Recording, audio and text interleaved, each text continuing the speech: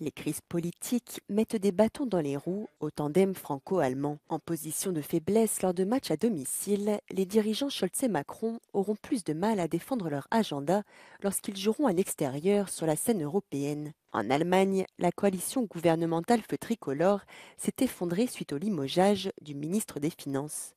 The snap elections in France throughout the summer really weakened Macron and impacted his, room for maneuver in the European discussions on common debt. For instance, when the Draghi paper came out, he was in a much weaker position to push for this than before the snap elections and the European elections.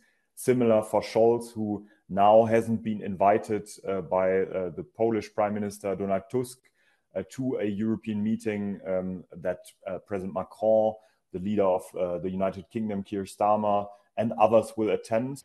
Suite à l'élection de Donald Trump, le Premier ministre polonais Donald Tusk a annoncé qu'il rencontrerait ses homologues européens pour échanger sur la politique de défense de l'UE.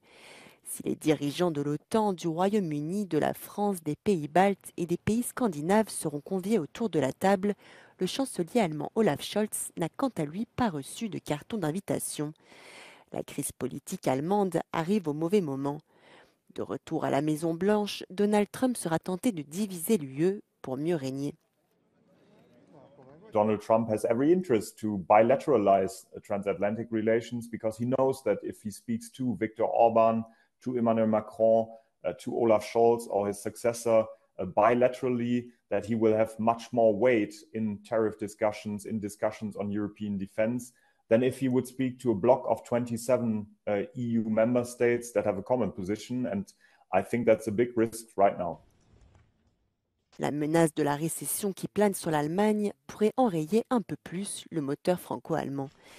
L'Allemagne, la plus grande économie de l'UE, sera concentrée sur la campagne électorale à l'heure du retour de Donald Trump et de sa menace d'imposer des droits de douane sur les importations européennes.